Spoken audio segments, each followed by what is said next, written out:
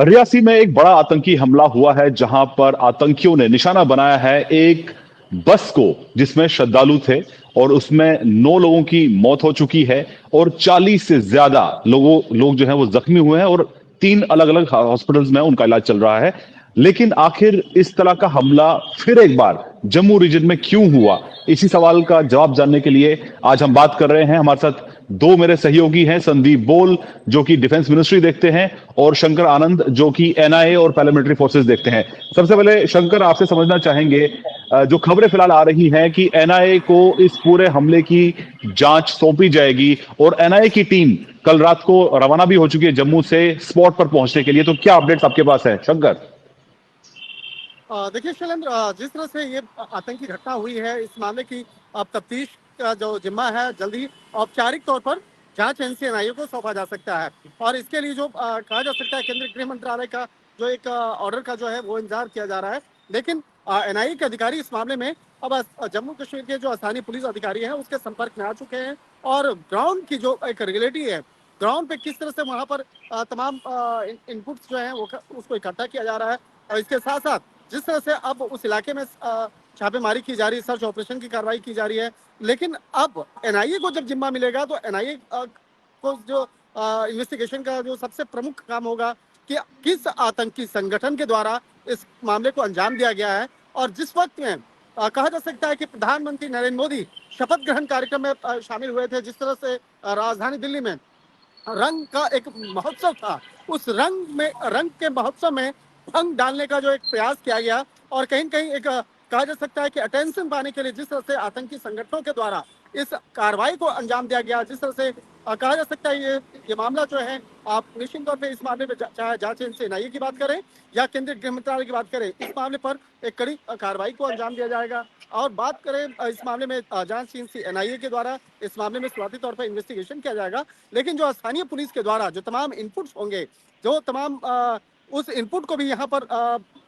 देखा जा रहा है कि किस तरह से इनपुट्स मिले हैं, कौन से आतंकी संगठन है। और खास तौर पर जिस तरह से उस इलाके में बात करें, जिस तरह से अब हमारे सहयोगी डिफेंस से जुड़े हुए संदीप बोल भी जुड़े हैं, तो और आर्मी से जुड़ा हुआ जो कहा जा सकता है कई वरिष्ठ अधिकारी मौके पे पहुंचे हैं, जो अब इस मामले पर आगे इन्वेस्टिगेशन किया जाएगा। उस इलाके में सघन सर्च ऑपरेशन की कार्रवाई को अंजाम दिया जा रहा है। तो एक तरफ जांच एजेंसी इस मामले पर जांच करेगी कि किस आतंकी संगठन के द्वारा यह अंजाम दिया गया है। दूसरी तरफ जो लोकल इनपुट्स होंगे लोकल पुलिस कर्मियों के द्वारा, उसे भी एनआईए के द्वारा साझा किया जाएगा। और इसके साथ ही केंद्रीय खुफिया एजेंसी आईबी की जो इनपुट्स होंगे वो बेहद महत्वपूर्ण होंगे, क्योंकि आईबी के द्वारा पिछले कुछ दिनों पहले ही इस तरह के इनपुट दिए गए थे कि एक जिस वक्त में प्रधानमंत्री नरेंद्र मोदी शपथ ग्रहण कार्यक्रम होंगे तो उस वक्त में कुछ असामाजिक तत्व या टेररिस्ट संगठन कुछ ऐसी वारदात कर सकते हैं। लेकिन वो इलाका कौन से होगा, इस मामले की जानकारी प्रमुख तौर पर साझा नहीं की गई थी, ना ही किसी को बताया गया था।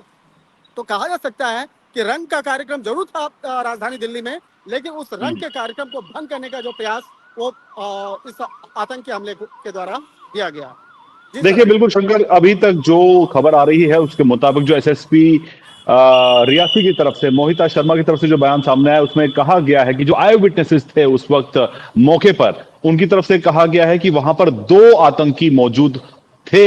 इस तरह की संभावना जताई जा रही है। आई विटनेस का ये कहना, उन्होंने खुद उनको वहां पर 2 लोगों को देखा और वो दोनों नकाबपोश थे।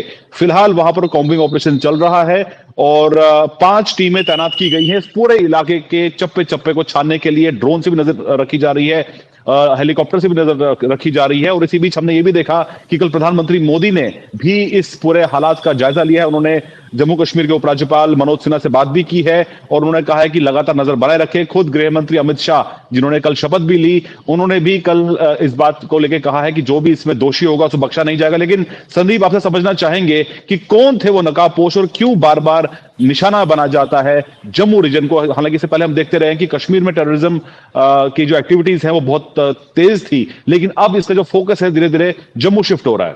संदीप। शैलेंद्र, कुछ चीजें ऐसी हैं जिसको समझना बहुत जरूरी है कि आखिर इस तरीके के इवेंट्स हो क्यों रहे हैं। खासतौर पे कि अगर जम्मू की बात करें, जम्मू को आखिर क्यों निशाना बनाया जा रहा है।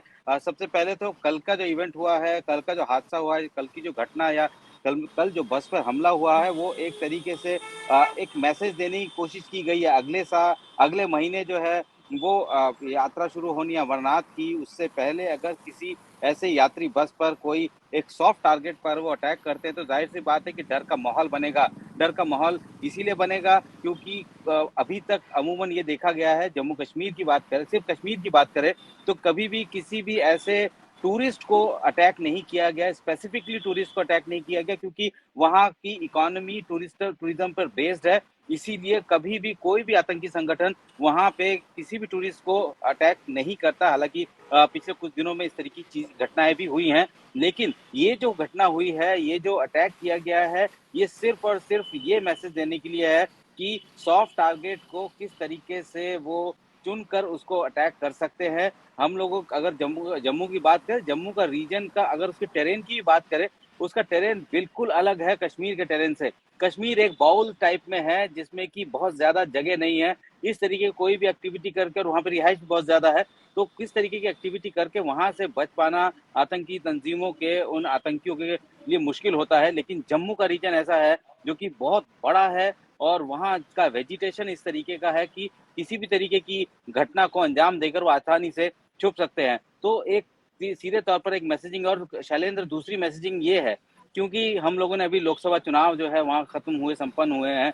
जिस तरीके से वोटिंग परसेंटेज बढ़ा है वहाँ पे, ये सबसे बड़ी मुसीबत की बात पाकिस्तान और पाकिस्तानी आतंकी तंज़ीमों के लिए है क्योंकि अगर जो वोटिंग परसेंटेज 4 से 5 से 8% रहता था, वो अब 50% के ऊपर भी जा रहा है कई सब जगह पे, तो ज़ाहिर-सी बात है कि ये भी एक बौखलाहट है उनकी और कश्मीर में कर पाना इस तरीके की वारदात उनके लिए मुश्किल है और इसी वजह से जम्मू को आतंकी तंजीमों ने दोबारा से जो है वो एक्टिवेट करने की कोशिश की गई है वहाँ पे और अभी तक अगर पिछले कुछ सालों की बात करें तो जितने भी ऐसे सिक्योरिटी फोर्सेस पे अटैक्स हुए हैं उसमें ज़्यादातर अटैक्स हुए हैं जम्मू रीजन में और वहाँ अटैक करने के बाद जैसे कि शंकर ने ही बताया, जैसे शैलेंद्र आपने ही बताया कि 2 लोग वहाँ पे मौजूद थे, 2 लोगों को देखा गया था, नकाबपोश को देखा गया था। आतंकी तंज़ीम या आतंकी हमेशा बड़ी पेयर में ही ऑपरेट करते हैं, 2 से 2 4 का गुट होता है, वो अलग-अलग जगह पर जाकर इस तरीके की घटना को अंजाम देते हैं। लेकिन सबसे बड़ा सवाल है कि यह एक इंट फेलियर के तौर पर भी देखा जाएगा क्योंकि आखिर उस रूट पे एक ऐसी बस को निशाना बनाया गया और इंटेलिजेंस के नाम पर जो लोकल इंटेलिजेंस होता है उसके नाम पर वहाँ पे कोई भी इंफॉर्मेशन नहीं थी और यही वजह है कि इस तरह की घटना हुई। तो ज़रूरी है एक बार फिर से कि लोकल इंटेलिजेंस को दोबारा से मजबूत किया जाए। जम्मू की बात करें वहाँ पे अब भी लोकल इंटेलिजेंस की कमी महसूस होती रही है। जिस तरीके से अटैक्स अब तक देखे गए हैं, सेना के काफ़िले पे अटैक्स देखे गए हैं। पिछले दिनों एयरफोर्स के काफ़िले पे बस पर अटैक हुआ था, हम्म, वो भी अमूमन इसी तरीके का अटैक था कि वो टेररिस्ट ने देखा, वो रेकी कर रहे थे, उनके पास इनपुट था कि किस ऑड आवर में वो बस वहाँ से गुजरती है और चूँकि वहाँ पे लोकल टेररिस्ट जो है वो नहीं है। जम्मू रीजन में लोकल टेररिस्ट जो है वो बहुत कम है या कहें ना के बराबर है। तो वहाँ जो भी टेररिस्ट ऑपरेट करते हैं, वो सब पाकिस्तान की तरफ से ऑपरेट करते हैं और वहाँ ऑपरेट करने के बाद वो जंगलों में छुप जाते हैं और काफ़ी लंबे समय तक जो है इधर से उधर मूव करते रहते हैं। इसीलिए उनको पकड़ पाना भी बहुत मुश्किल होता है क्योंकि वहाँ का टेरेन इस तरीके के ऑपरेशन को कॉम्बिंग ऑपरेशन को करने में काफ़ी सारी दिक्कतें पेश करता है और दिन में ही वो ऑपरेशन को कर सकते हैं। तो ऐसे में जब शाम होती है तो वो लोकेशन फिर चेंज कर लेता है। तो ये कई सारी ऐसी चीज़ें हैं जो कि पिछले कुछ दिनों में हम लोगों ने देखा है कि जम्मू को ज़्यादा फ़ोकस किया जा रहा है। जम्मू रीजन को जहाँ पे शैलेंद्र आपको भी पता है कि एक टाइम ऐसा आया था कि जम्मू रीजन के कुछ जगहों को टेररिस्ट फ्री घोषित किया गया था कि वहाँ पे टेररिज्म जो है हम्म। वो ऑलमोस्ट खत्म हो चुका है। लेकिन एक बार फिर से वहाँ पे टेररिज्म बढ़ना शुरू हुआ है। तो इसका मतलब साफ है कि यहाँ पे उनके पास आतंकियों के पास किसी भी ऐसी आतंकी घटना को अंजाम देने के बाद एस्केप करने का उनके पास ऑप्शन रहता है। और यही वजह है कि अभी तक हमने जितने भी ऐसे अटैक चाहे कॉन्वॉय पे हो चाहे किसी भी तरीके का अटैक जम्मू में हुए हैं उसमें आपने भी देखा होगा कि टेररिस्ट जो कि उस अटैक को अंजाम दे रहा है उसको पकड़ पाना बहुत मुश्किल हो जाता है। हफ्तों हफ्तों जो है कॉम्बिंग ऑपरेशन चलता रहा है, सर्च ऑपरेशन चलता रहा है, लेकिन वो ऑपरेशन को अंजाम देते हैं और तुरंत वहां से निकल जाते हैं। तो लोकल इंटेलिजेंस जहां तक लग रहा है कि वो उसको और मजबूत करने की जरूरत है। लोकल इंट के बिहाफ पे ही कोई प्लान तैयार किया जाता है, कोई ऑपरेशंस तैयार किए जाते हैं, कोई एक्टिविटी तैयार की जाती है और अगर लोकल इंट नहीं होगा तो ज़ाहिर-सी बात है कि इस तरीके के फ्लॉज़ होंगे। तो अब ज़रूरी है कि लोकल इंट मजबूत किया जा सके ताकि इस तरीके की घटनाएं ना हो। और एक बार सिक्योरिटी का दोबारा से रिव्यू अब जरूर होगा, क्योंकि अगले महीने से अमरनाथ की यात्रा है और इस तरीके की यात्रा में जब जिस तरीके से बस में कल अटैक हुआ है, जाहिर सी बात है कि इस तरीके की यात्रा, और आपको भी पता है कि कैसे अमरनाथ यात्रा पे पर भी इस तरीके का एक बार अटैक हो चुका है। तो अब कोशिश ये है कि दोबारा से कोई नई एसओपी, कोई नया सिक्योरिटी रिव्यू जरूरी होगा, क्योंकि अमरनाथ में तो काफी, या उस यात्रा के लिए काफी सिक्योरिटी रहती, लेकिन इस जगह पर कभी किसी ने नहीं सोचा था कि इस तरीके से सॉफ्ट टारगेट को वो चुनेंगे और सॉफ्ट टारगेट को वो अटैक करेंगे। और जिस तरीके के बिल्कुल बिल्कुल, वेपनरी देखिए सिस्टम उनके संदीप पास है। संदीप अभी अभी एक अपडेट हमारे पास आ रहा है कि जम्मू कश्मीर के उपराज्यपाल मनोज सिन्हा जो हैं वो जम्मू के गवर्नमेंट मेडिकल कॉलेज पहुंचने वाले हैं और वहां पर वो जाके जो इंजर्ड वहां पर एडमिटेड है उनसे वो मुलाकात करेंगे। और उन्होंने कल खुद कहा था कि प्रधानमंत्री मोदी ने उनको खुद कहा है कि इस पूरी सिचुएशन पर, इस पूरे हालात पर नजर बनाए रखने के लिए। और इसी बीच ये भी अपडेट है कि एलजी एडमिनिस्ट्रेशन की तरफ से एक्स ग्रेशिया यानी कि राहत की राशि का अनाउंसमेंट भी हो चुका है। आपसे कुछ देर पहले ट्वीट के जरिए एलजी मनोज सिन्हा ने कहा कि 10 लाख रुपए उन लोगों के लिए जिनकी इस हमले में मौत हुई है और 50,000 उन लोगों के लिए जो इस हमले में जख्मी हुए। लेकिन देखिए संदीप, आप ही से पूछना चाहूंगा कि अभी तक इसमें हम क्या पाकिस्तान एंगल देख सकते हैं? क्योंकि देखिए अभी तक कुछ ऐसे दावे किए गए हैं कि इस हमले की जिम्मेदारी ली गई है, लेकिन क्या अभी तक इसमें पाकिस्तान कनेक्शन एस्टेब्लिश हुआ है संदीप? देखिए, अभी तक एस्टैब्लिश तो नहीं हुआ, लेकिन जिस तरीके के राउंड्स वहाँ पे मिले, यानी कि जो फायरिंग हुई थी वो M4 अमेरिकन वेपन जो है उसके राउंड्स हैं। और जाहिर सी बात है कि वो वेपन पाकिस्तानियों के पास ही है। और वो, चूंकि अगर हम लोग बात करें, वो पूरा इलाका जो है वो जैश के, नॉर्मली जो है जम्मू कश्मीर को दो अलग अलग तरीके के तंजीम जो है वो इस्तेमाल में लाते हैं, जो बड़े तंजीम पाकिस्तान के हैं। यानी कि नॉर्थ पीर ऑफ पंजाल का इलाका है, वहाँ पे सबसे ज्यादा एक्टिविटीज जो है वो लश्कर के आतंकी करते हैं। लेकिन साउथ पीर ऑफ पंजाल का जो इलाका है, जो कि पूरा जम्मू का इलाका है, वहाँ पे जैश के टेररिस्ट, जैश के आतंकी ज्यादा ऑपरेट करते हैं। और जैश के सारे आतंकी, अमूमन सारे आतंकी वो पाकिस्तानी ही है। तो ऐसे में अगर इस तरीके की एक्टिविटी वहाँ हो रही है, जो राउंड्स वहाँ पे मिले हैं जो कि बस के ऊपर फायर किए गए थे, वो M4 हम्म। कार्बाइन के थे जो कि यूएस मेड है। और यहाँ पे इंडिया में इस तरीके के वेपन तो इशूड भी नहीं है कि किसी सिक्योरिटी फोर्सेस को इस तरीके के ऑपरेशंस में या इस तरीके के डिप्लॉयमेंट में वो वेपन इशूड हो। तो जाहिर सी बात है कि ये वो सारे वेपन हैं जो कि अफगानिस्तान में छूटे हैं और अफगानिस्तान से वो आतंकी तंजीमों के पास आए हैं। और शैलेंद्र, जैसे आप भी जानते हैं कि वो जो वेपन्स है, इस बात का खतरा पहले से भी जताया जा रहा था कि जब अमेरिका के अफगानिस्तान से जाने के बाद वहाँ जो सोफिस्टिकेटेड वेपन जो छूटे हैं वो आतंकी तंजीमों तक आ सकते हैं, और वो आ भी रहे हैं। जिस तरीके का उनका नाइट विजन सिस्टम हो या वेपनरी सिस्टम हो, या आप किसी भी तरीके का कोई सोफिस्टिकेटेड वेपनरी सिस्टम है, वो सब आतंकियों के पास है। और जैश के आतंकी जो है वो पहले भी अफगानिस्तान में ऑपरेट कर चुके हैं और करते रहे हैं। तो ऐसे में ये बिल्कुल कहना गलत नहीं होगा कि ये जो अटैक हुआ है, ये अटैक पाकिस्तान की तरफ से ही, वहाँ के आतंकी संगठनों की तरफ से अंजाम दिया गया। हालांकि शैलेंद्र, अभी तक किसी ने भी कोई जिम्मेदारी नहीं ली है। कहा यह जरूर जा रहा है कि ये संगठन है, लेकिन जो हमारी जानकारी है, मेरे जानकारी के मुताबिक, जो सोर्सेस के मुताबिक, कि अभी तक किसी ने प्रोमिनेंटली कोई जिम्मेदारी इस पर नहीं ली है, क्योंकि उनको पता है कि जो भी जिम्मेदारी लेगा, क्योंकि ये एक बस जो कि यात्रियों से भरी हुई बस है, उसके ऊपर अटैक किया गया है। तो ऐसे हम्म। में इसका अब रेपरेशन जरूर होगा। और ऐसे में अभी तक फिलहाल किसी भी ऐसे आतंकी तंजीम ने इसकी जिम्मेदारी नहीं ली है। जाहिर सी बात है, क्योंकि वो पूरा जम्मू का रीजन है, तो पाक वहाँ ज्यादा एक्टिव है, टीआरएफ कश्मीर में एक्टिव है, जो कि लश्कर का एक आउटफिट है, और पाक जो कि जैश का एक आउटफिट है। तो अब ये अभी तक किसी ने इसकी जो है जिम्मेदारी नहीं ली है, लेकिन इतना तो क्लियर है कि जिस तरीके का ऑपरेशन था, जिस तरीके का अटैक था, वो यहाँ के आतंकियों के लिए पॉसिबल नहीं है। और खास बात यह है कि जम्मू में लोकल आतंकी बहुत कम है, शैलेंद्र, बहुत कम है। वहाँ पे लोग जो है तंजीमों के साथ नहीं जुड़ना हम्म। चाहते हैं, लेकिन कश्मीर में हम लोगों को दिख जाते हैं कि लोकल टेररिस्ट हैं। लेकिन जम्मू में जो भी एक्टिविटी होती है वो सब पाकिस्तान बेस्ड टेररिस्ट ही करते हैं। वहीं के टेररिस्ट जो है वहाँ पे इस तरीके का अटैक्स करते हैं, क्योंकि जम्मू में लोकल टेररिस्ट नहीं है। तो अब बिल्कुल बिल्कुल देखना संदीप, होगा कि देखिए जो जो हम देख पाए हैं पिछले साल की अमरनाथ यात्रा, बहुत सुरक्षित तरीके से उसको अंजाम दिया गया और कोई भी इंसिडेंट फ्री यात्रा ये रही है पिछले साल में। लेकिन सवाल फिर वही खड़ा होता है कि जब इस साल जब अमरनाथ यात्रा दोबारा होने वाली है, अगले महीने इसकी शुरुआत होगी, जिसके लिए पुख्ता इंतजाम हर साल किए जाते हैं। कुछ एक दुका इंसिडेंट इससे पहले कुछ साल पहले हुए थे, लेकिन अब सवाल ये खड़ा होता है कि जब श्रद्धालुओं को एक बार फिर से टारगेट किया जा रहा है तो शंकर, क्योंकि सीआरपीएफ एक मेजर फोर्स है जो कि अमरनाथ यात्रा की सुरक्षा में डिप्लॉय की जाती है, तो क्या इस बार हम किस तरह के इंतजाम की उम्मीद करते हैं अमरनाथ यात्रियों के लिए जो इस साल यात्रा करने के लिए जाएंगे? ये आखिरी सवाल है शंकर आपसे। देखिए शैलेंद्र, इस वक्त मैं आपको एक महत्वपूर्ण जानकारी देना चाहूंगा कि सीआरपीएफ मुख्यालय में भी, जो दिल्ली स्थित सीआरपीएफ मुख्यालय है, यहाँ पर आज सुबह में तकरीबन 10 से 10:30 बजे एक महत्वपूर्ण बैठक भी हुई है, जिस बैठक में इस मामले को भी चर्चा हुआ है। जो मसला आप चर्चा कर रहे हैं, संदीप चर्चा कर रहे हैं कि सीआरपीएफ का मसला और खासतौर पर अमरनाथ यात्रा के दौरान में सुरक्षा व्यवस्था किस तरह से पुख्ता हो, इस मामले को लेकर चर्चा किया गया है।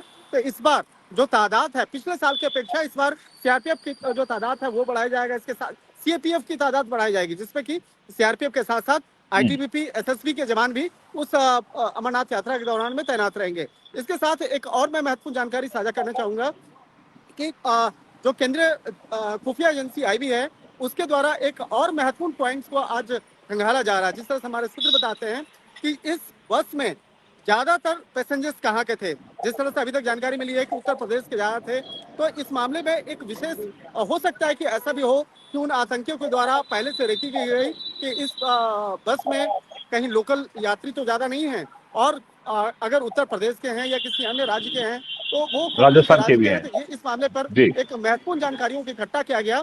तो क्या एक सोची समझी साजिश के तहत इस बस पे हमला किया गया, जिस बस में काफी यात्री थे, काफी धार्मिक यात्रा करने के लिए जा रहे थे, तो उत्तर प्रदेश का जो कनेक्शन जुड़ रहा है, तो क्या ये सोची समझी साजिश के तहत उस इनपुट को इकट्ठा किया गया था, या इस मामले पर ये पुख्ता तौर पे तमाम जानकारियों को इकट्ठा किया गया कि इसमें लोकल पैसेंजर्स नहीं है। क्योंकि देखिए, अगर लोकल पैसेंजर्स ज्यादा मारे जाते तो हो सकता था कि वहां पर इस बात को लेकर वहां पर स्थानीय स्तर पर उन आतंकी या आतंकी संगठनों के खिलाफ जो शह देने वाले लोग हैं वो पीछे हट जाएं। तो एक तरह से कहा जा सकता है कि ये भी एक बेहद महत्वपूर्ण पॉइंट्स हैं। इस महत्वपूर्ण पॉइंट को भी खुफिया एजेंसी अभी खंगाल रही है। इसके साथ साथ जो वहाँ के स्थानीय पुलिस है, उससे भी इस तमाम मामलों पर इनपुट खंगाला जाएगा, और एक तरह से कह सकते हैं कि निश्चित तौर पर उन आतंकियों के खिलाफ तो एक्शन आने वाले 2 दिनों के अंदर हो सकता है। लेकिन जिस तरह से ये जो पॉइंट्स है, ये बेहद महत्वपूर्ण पॉइंट है, और इस महत्वपूर्ण पॉइंट पर जल्द ही कुछ बड़े खुलासे देखने को मिल सकते हैं।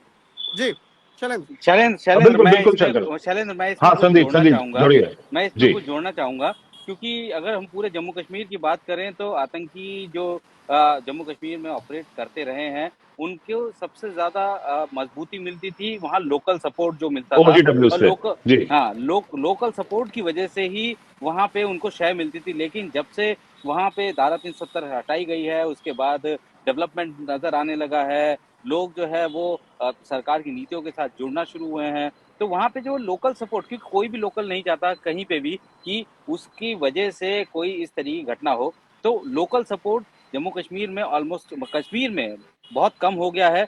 लेकिन जिस तरीके की बात अभी शंकर ने बताई कि ये बस वहाँ से भरी हुई थी, जाहिर सी बात है टूरिस्ट बस थी। अगर सेना के काफिले पर अगर कोई हमला होता है तो उसमें बाकायदा रेकी की जाती है, क्योंकि एक रूट पे एक गाड़ी किस वक्त कैसे अकेले मूव कर रही है, टाइम उसका नोट किया जाता है। लेकिन ये एक टूरिस्ट बस थी, जाहिर सी बात है कि इस रूट के बारे में जरूर ट्रैक किया गया होगा कि इस रूट से इतनी बसें निकलती, लेकिन यही वो बस है जिस पर हमला करना है। ये शायद जांच के बाद के ऊपर बात है कि जांच में निकलेगा कि क्या वाकई इसी गाड़ी को अटैक करना था। लेकिन उन आतंकियों का मकसद सिर्फ और सिर्फ ये था कि सॉफ्ट टारगेट को अटैक करना है, और वो उन्होंने किया है। लेकिन अब जिस तरीके से आपने एक सवाल पूछा कि अब किस तरीके से सुरक्षा बंदोबस्त होंगे, जो अमरनाथ यात्रा के लिए सुरक्षा बंदोबस्त हमेशा चाक चौबंद रहते हैं, लेकिन कोशिश ये रहेगी कि ज्यादा से ज्यादा इंटेलिजेंस शेयरिंग हो, ताकि इस तरीके की कोई घटना कहीं भी सामने ही ना आए। अगर जम्मू में जो इंटेलिजेंस शेयरिंग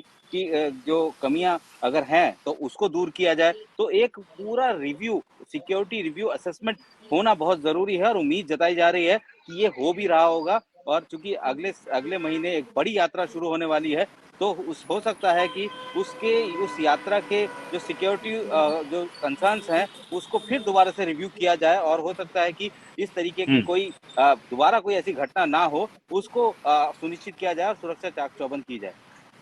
बिल्कुल, बिल्कुल संदीप, देखिए हम सब जानते हैं कि अमरनाथ यात्रा की शुरुआत अगले महीने होने वाली है और जो रूट है वो जम्मू से होकर नेशनल हाईवे के जरिए कश्मीर पहुंचता है, तो इस पूरे रूट की सुरक्षा भी पुख्ता की जाती है। और जैसे कि गृह मंत्री अमित शाह ने कल ये ट्वीट करके बात बोली है कि जो भी इस हमले के पीछे है, जो भी इसके पीछे जिम्मेदार है, उसके खिलाफ सख्त कार्रवाई की जाएगी और उनको कानून का सामना करना पड़ेगा। लेकिन अब सवाल यह खड़ा होता है कि इस बड़े हमले के बाद आखिरकार अमरनाथ यात्रा के लिए अगले महीने किस तरह के इंतजाम किए जाएंगे, इस पर सबकी नजर रहेंगी। हमसे बात करने के लिए बहुत बहुत शुक्रिया शंकर आपका और संदीप बोला आपका।